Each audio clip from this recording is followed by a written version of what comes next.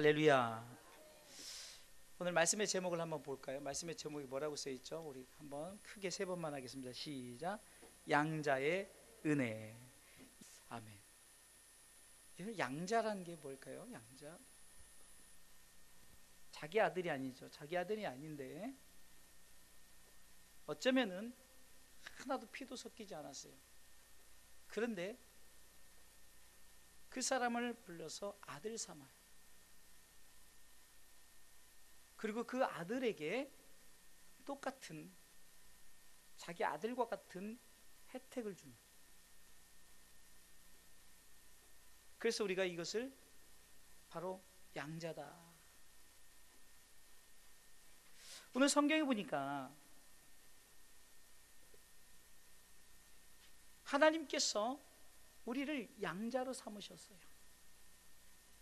여러분들, 하나님의 아들은 오직 예수님밖에 없죠. 그런데 하나님은 우리를 아들 삼으셨다는 거예요. 이것이 바로 양자의 은혜인데, 원래 성경에 누가복음 2장 7절에도 맏아들을 낳아 강보로 싸서 구유에 누였으니, 맏아들, 예수님을 맏아들이라고 표현하죠. 그러니까 예수님께서 하나님의 맏아들이라고. 우리가 잘 아는 요한복음 3장 16절에는 하나님이 세상을 이처럼 사랑하사 독생자라고, 독생자를 주셨다 그러죠. 독생자. 하나밖에 없는 하나님의 아들이죠.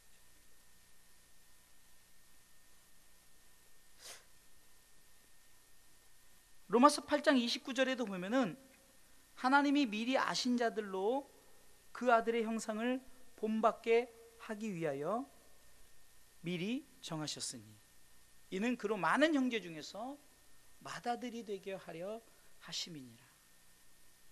예수님에 대해서 얘기하면서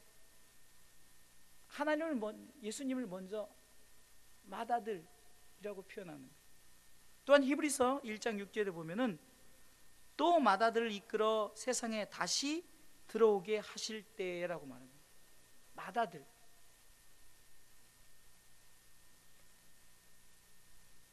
하나밖에 없는 맏아들을 예수님이라고 우리가 성경에서 말하고 있죠.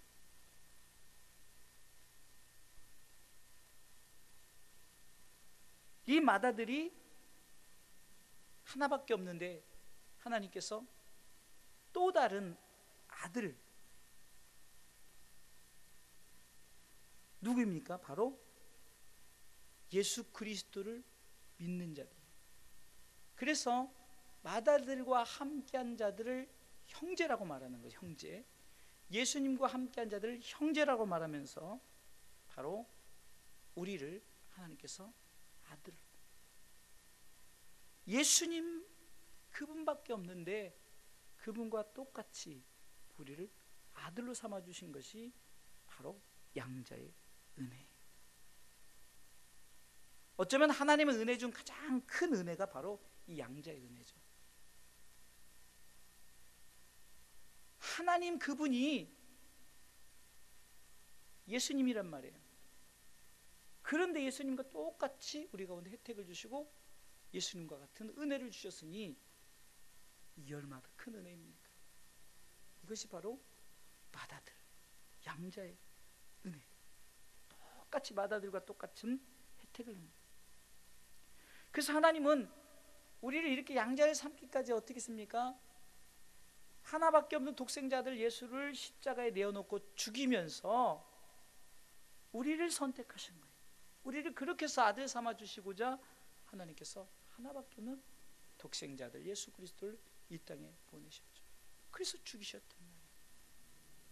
죽이심의 은혜로 말미암아 성경은 이는 저를 믿는 자마다 멸망치 않고 영원한 생명을 얻는다라고 말씀합니다. 믿습니까?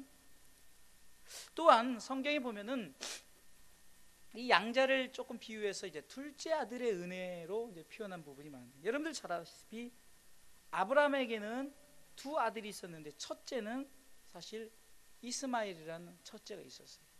그런데 그렇지 않고 둘째 아들인 이삭. 또한 이삭에게는 두 아들이 있었는데 첫째 아들이 뭐죠? 에서가 있었어요. 그런데 둘째 아들 야곱. 또한 여러분들 야곱의 12 자녀들 중에 많은 자녀가 있었지만 그 요셉이란, 그러니까 요셉 외에 다른 형제들이 있음에도 불구하고 요셉을 하나님께서 특별히 쓰셨죠. 우리가 잘 아는 탕자의 비유를 통해서도 보면은 큰 아들은 집에 있고 둘째 아들 탕자가 밖에 나가서 방탕하지만, 그러나 아버지가 그 아들을 기다리면서 품는 그 모습, 이것이 바로 하나님께서 우리를 사랑하시는 이 둘째 아들의 은혜라는 거예요. 둘째가 맏아들이 될 수가 없죠. 그런데 하나님께서는 이 둘째 맏이 아닌데 성경에 희한하게 족보를 통해서 보나 역사적으로 보나 이상하게 하나님은 둘째 아들에게, 잃어버린 자들에게, 우리가 잘 아는 이스라엘 백성들은 어쩌면 영적 비유로 첫째 아들이에요. 그런데 하나님은 이방인들, 저와 여러분들 다 이방인이죠. 이스라엘 사람들이 아니잖아요. 그 이방인들, 그들을 선택하시고 불러주셔서 아들 삼아주셨죠. 이것이 바로 둘째 아들이에요. 이것도 양자의 은혜입니다. 그럼 우리는 이 은혜를 입은 자들이에요. 은혜를 받은 자들이에요. 우리가 흔히 나 같은 죄인이라고 말하고 벌레만도 못한 인생이라고 말하고, 그래요? 그렇다면 생각을 해보세요. 죄인이고 벌레만도 못하고 정말 우리는 아무것도 아닌데 하나님께서 우리를 살리시려고, 우리를 아들 삼으시려고, 그걸 우리 가운데 모든 것을 주시려고 하나님이 계획을 하셨는데, 바로 그것이 독생자들 예수 그리스도를 이 땅에 보내셔서 죽이시면서 저를 믿는 자마다 다 아들 삼아 주시는 그 은혜를 베풀어 주셨다는 거예요. 그래서 오늘 성경은 이 양자의 은혜를 받은 자들, 저와 여러분들이 다 양자의 은혜를 받았죠? 그러면 양자의 은혜를 받은 자들이, 그러면 양자의 삶이 있잖아요. 우리는 어떻게 살아야 됩니까? 우리는 어떻게 살아야 됩니까? 첫 번째는 성경이 이렇게 말하고 있습니다. 우리가 그렇게 은혜를 다 받은 자다, 양자의 은혜를 입은 자들이다. 그런 자들은 어떻게 철저하게, 첫 번째는 성령님의 인도하심을 받고 살아요. 성령님의 인도하심. 여러분들 구약은 하나님의 역사라 보고 신약은 예수님의 그 오심으로 예수님의 역사로, 뭐 예수님 가시고 예수님께서 내가 그러면 이제 너에게 보혜사 성령을 보내주셨다 하고, 예수님 승천하신 후에 제자들이 막 기도하다 보니까 오순절 막아야 달라고 했더니 성령이 임했습니다. 물론 성령님이 뭐 그 시대에 있었던 것이 아니라 태초부터 있었지만, 태초에 하나님이 천지를 창조하시기 전에 성령님은 수면에 아무것도 흑암 중에 운행하시고 계셨어요. 그러나 그냥 구분적으로 볼 때, 그렇다면 지금 이 시대는 성령 시대란 말이에요. 철저히 우리는 성령님의 인도함을 받아야 된다는 거예요. 로마서 8장 14절 읽습니다. 무릇 하나님의 영으로 인도함을 받는 그들은 곧 하나님의 아들이라. 아멘. 자, 양자의 은혜를 입은 우리 양자들은 하나님의 영, 그러니까 곧 하나님의 영으로 인도함을 받아야 되는 거예요. 하나님의 영이 인도하는 가운데, 이 말은 뭡니까? 바로 성령의 충만함을 받아요. 성령의 이끄시는 역사 가운데 성령님과 함께 동행하는, 성령님은 우리 가운데 우리를 인도하시는 영이에요. 우리를 인도하시. 왜 인도하십니까? 철저하게 하나님 나라 가기까지 하나님의 뜻대로 살기 위해서 성령님은 철저하게 우리를 인도하시는 거예요. 얼마나 감사합니까? 성령님께서, 하나님이신 그분이 우리를 인도. 그러니까 우리는 그분의 인도함을 받고 그분을 따라가기만 하면 되는 거예요. 그런데 우리는 자꾸 내 생각, 내 뜻, 내 마음대로 자꾸 하려고 해요. 자꾸 내 욕심대로, 내 정욕대로 그렇게 살아가려고 해요.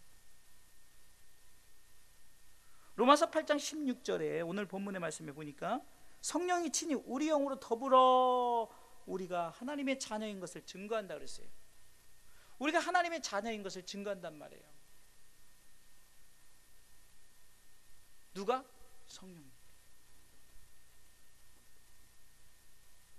또한 로마서 8장 26절에는 성령님이 우리를 도와주시는데 친히 간구하면서 도와주시요. 읽어볼까요? 이와 같이 성령도 우리 연약함을 도우시나니 우리가 마땅히 빌 바를 알지 못하나 오직 성령이 말할 수 없는 탄식으로 우리를 위해서 친히 철저하게 우리를 위해서, 우리가 어떻게 하나님께서 우리를 통해서 이루시고자 하는 그 나라에 가기까지 우리 삶이 하나님 뜻대로 살게 하기 위해서.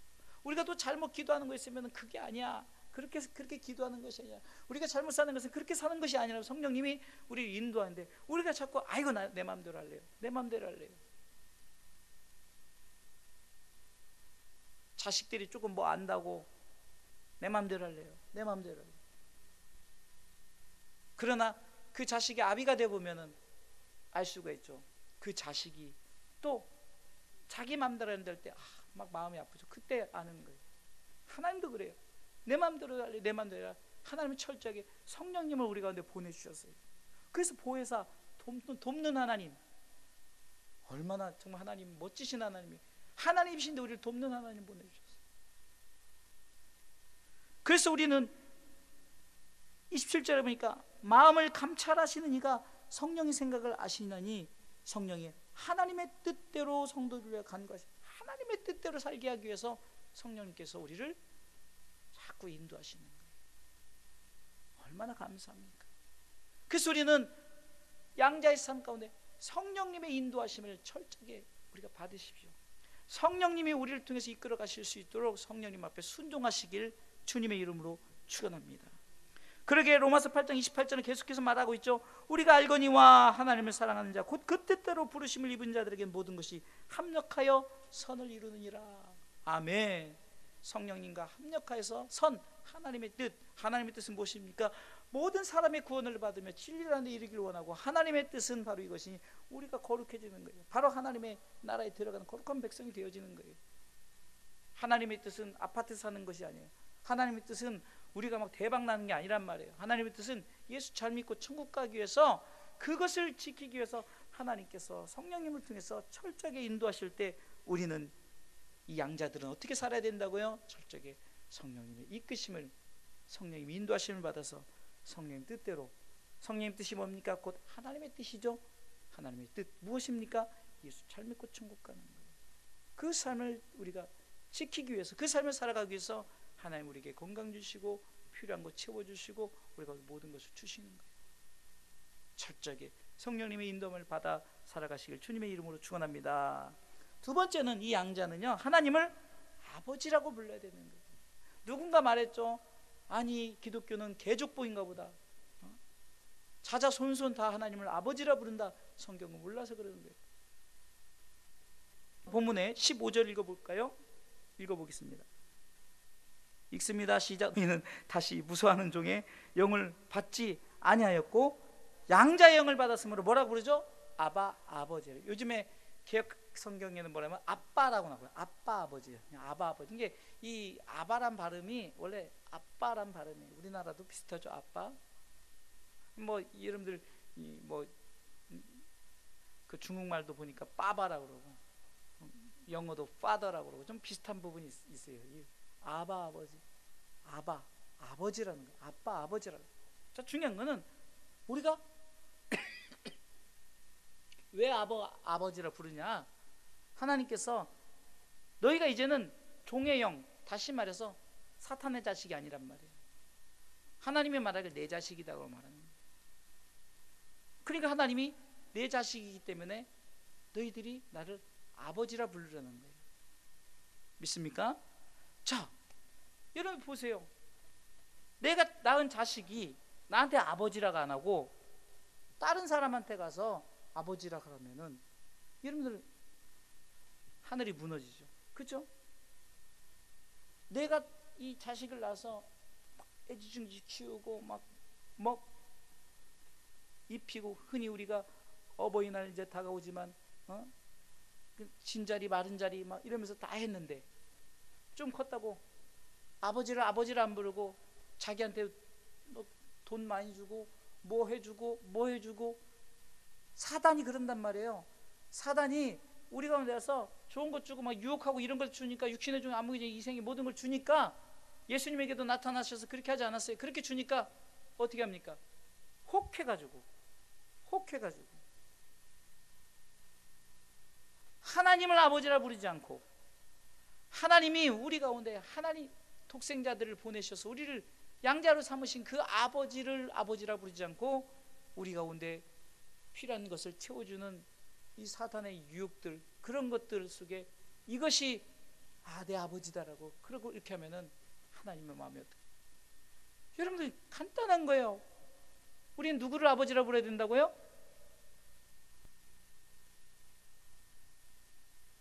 하나님을 아버지라 부르는 거예요.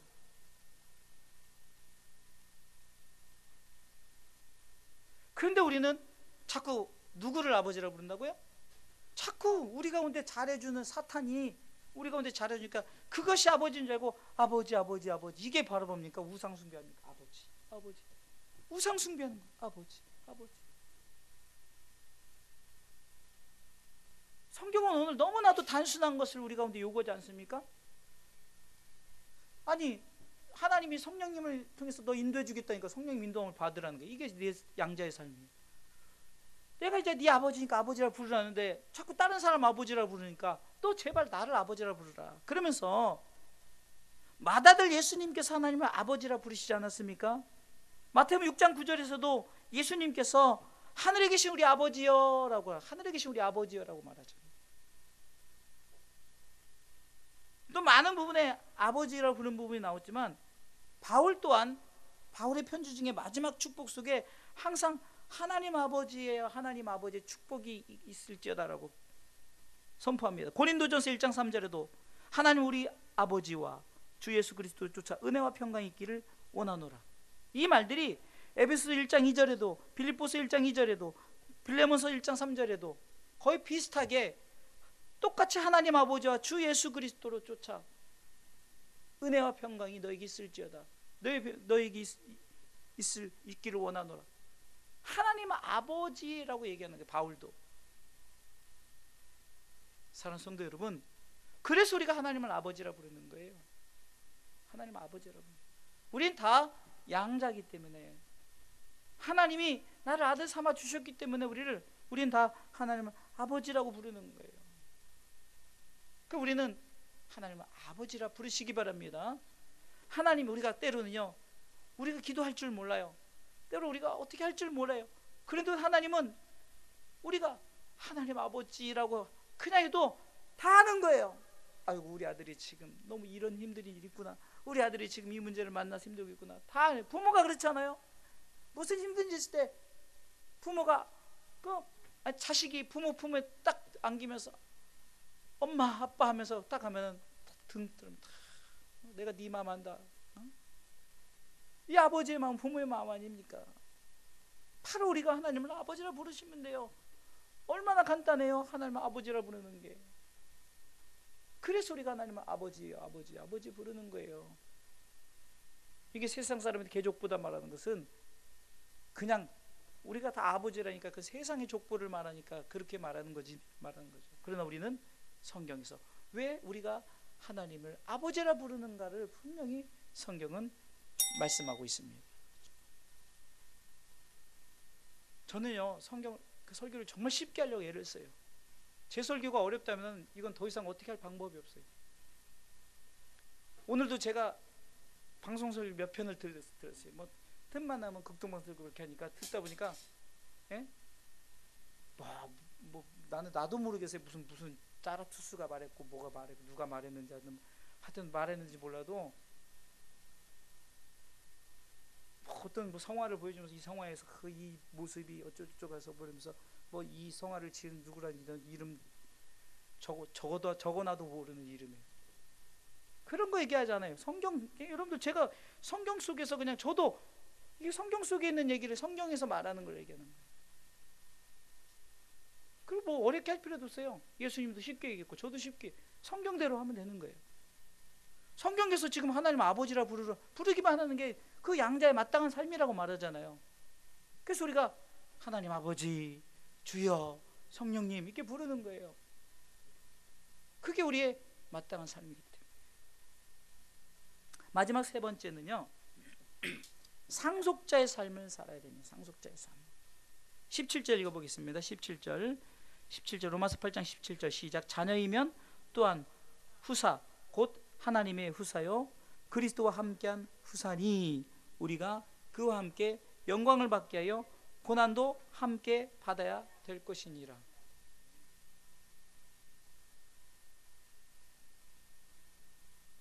자, 이게 뭐냐면요, 자 보세요.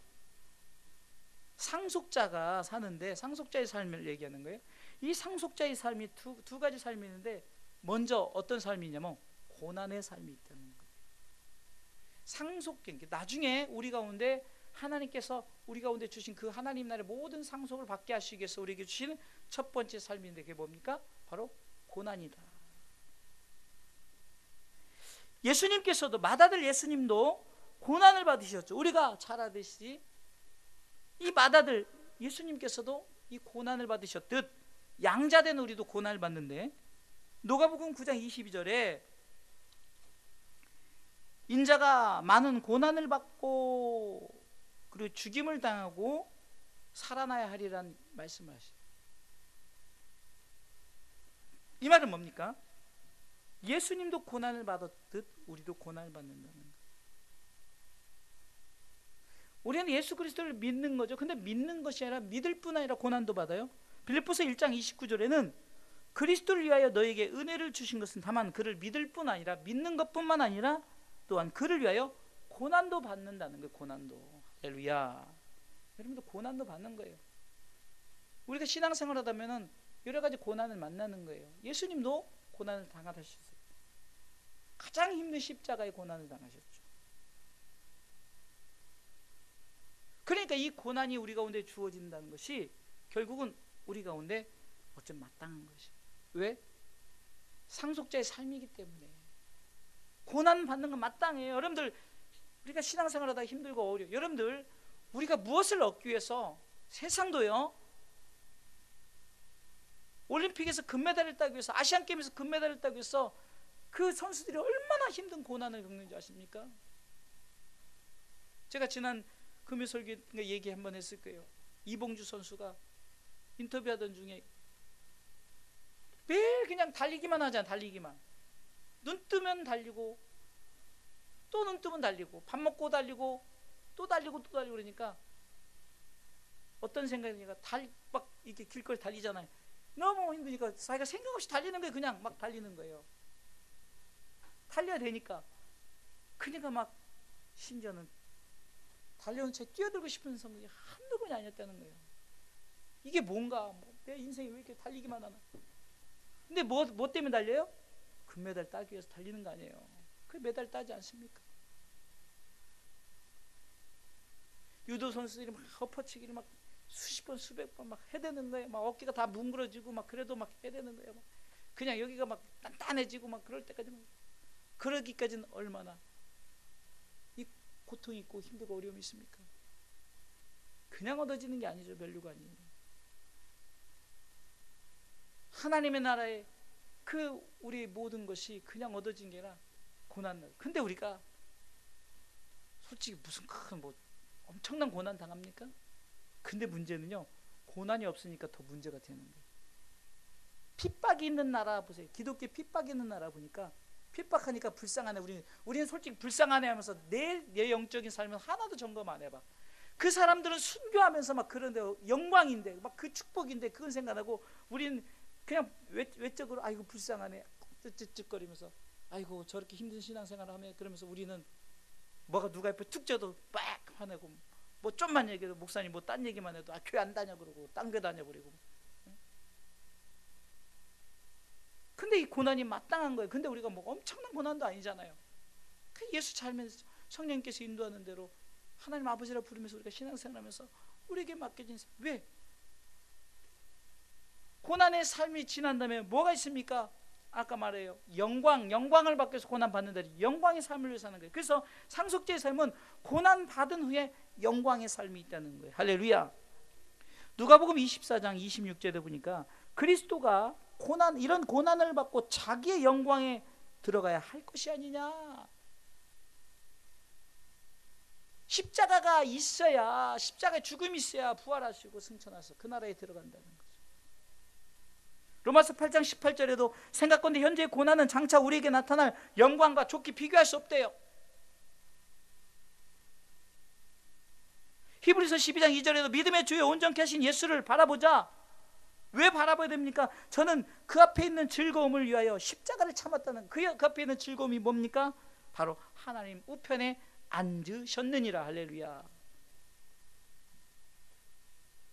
그러게 시편 기자는 시편 119편 71절에 고난 당한 것이 내게 유익이라 말하는 거예요. 고난이 있어야만이 내게 영광이 있기 때문에, 그래서 고난은 우리 가운데 반드시 필요하다. 고난이 없기 때문에 자꾸 신앙생활을 무너지는 거예요.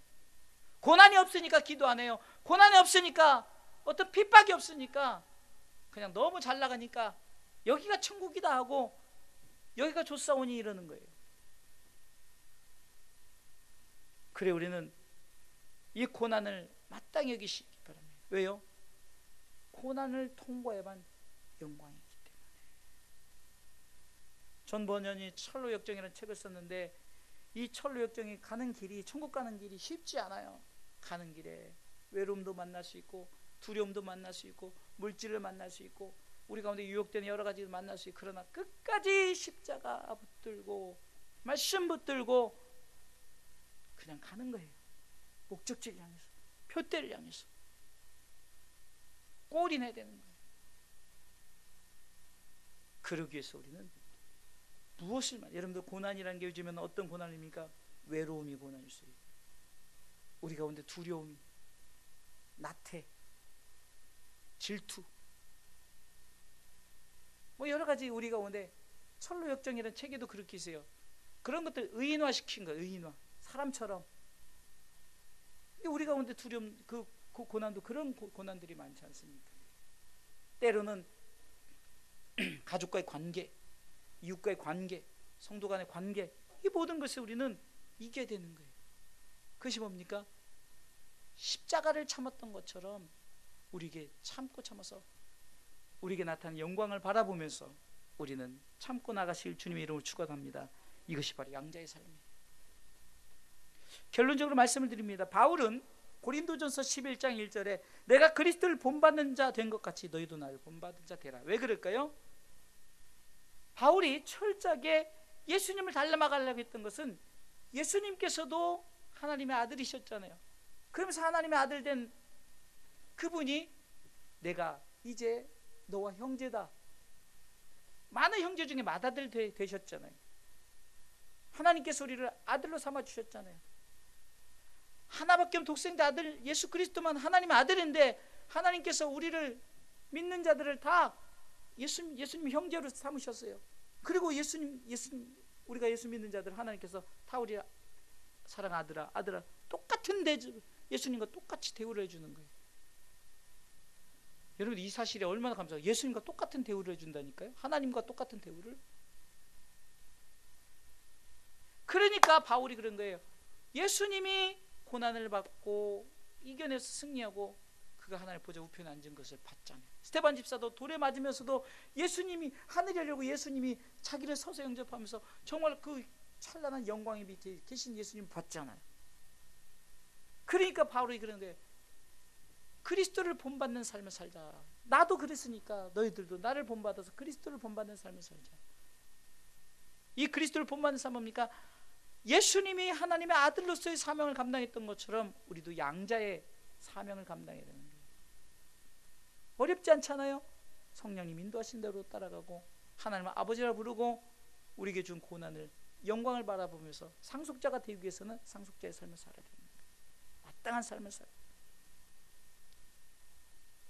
그래서 바울은 빌립보서 2장 5절부터 쭉, 이것이 결론입니다. 빌립보서 2장 5절부터 8절까지는 너희 안에 임한 품을 곧 그리스도 예수의 마음이니 그러면서 6절부터 8절까지는 고난당하는 예수님을 얘기하는 거예요. 그는 근본 하나님의 본체시나 하나님과 동등됨을 취할 것을 여기지 아니하시고 오히려 자기를 비워 종의 형체를 가져 사람들과 같이 되었고 사람의 모양으로 나타나셨으며 자기를 낮추시고 죽기까지 복종하셨으니 곧 십자가에 죽으심이라. 이 고난을 당하는 예수님을 말씀하시는데 여기서 끝나는 게 아니에요. 9절부터 이렇게 말합니다. 그렇게 고난을 당했으므로 이러므로 하나님이 그를 지극히 높여 모든 이름 위에 뛰어난 이름을 주사. 그래서 예수 이름을 부를 때 예수 이름을 찬양하는 거예요. 10절에는 하늘에 있는 자들과 땅에 있는 자들과 땅 아래에 있는 자들로 모든 무릎을 예수 이름에 꿇게 하시고 할렐루야. 그러면서 11절에 모든 입으로 예수를 주라 시인하여 하나님 아버지께 영광을 돌리게 하셨느니라. 아멘. 고난만 당한 것이 아니라 결국은 고난 후에 영광을 얘기하지 않습니까? 우리도 마찬가지입니다. 고난 후에 영광이 있다는 이 사실을 붙들고 그리스도의 마음을 품으십시오. 그리스도를 본받으십시오. 어렵지 않습니다. 오늘 말씀처럼 성령님의 인도하심을 쫓아. 그래서 항상 생각을 하면 성령님 내가 어떻게 살았으면 좋겠습니까? 그 성령의 인도하심대로 살아가는 거예요. 성령님 내가 다시는 하나님 외에 다른 사람 아버지라 부르지 않겠습니다. 이 말은 우상 숭배하지 않겠다는 거예요. 하나님만 아버지로. 하나님은 다른 건 다 참아도 내 아들이 다른 데 가서 아버지라 부르는 건 못 참는 거예요. 여러분들 역사적으로 보세요. 역사적으로 볼 때도 왜 기독교가 힘들고 어려워져요? 저들이 죄 때문에 뭔 죄? 하나님을 아버지라 부르지 않고 세상을 아버지라 부르면서 쫓아가니까. 그래서 여러분들 기독교 국가가 왕성했다가 기독교가 점점 쇠퇴해지는 게 어떻습니까? 우리나라도 그냥 이렇게 보니까 잘 사는 것 같지만 그러나 기독교의 쇠퇴가 있잖아요. 나라의 쇠퇴가 바로 하나님 아버지를 보지 않고 자꾸 이상한 행동을 하고 이상한 짓을 하면서 이단에 빠져버리고 그리고 막 사람을 아버지라고 하나님이라고 하고 어떤 신상을 세고 아버지라고 그러고 그러는 거예요. 고난을 받는 거예요.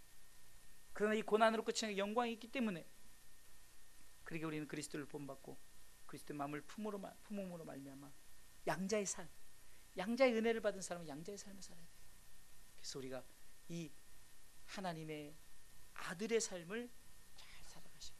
그래서 하나님이 기뻐하시는 그래서 사랑하는 아들아, 사랑하는 내 딸아, 내가 너를 잘하노라.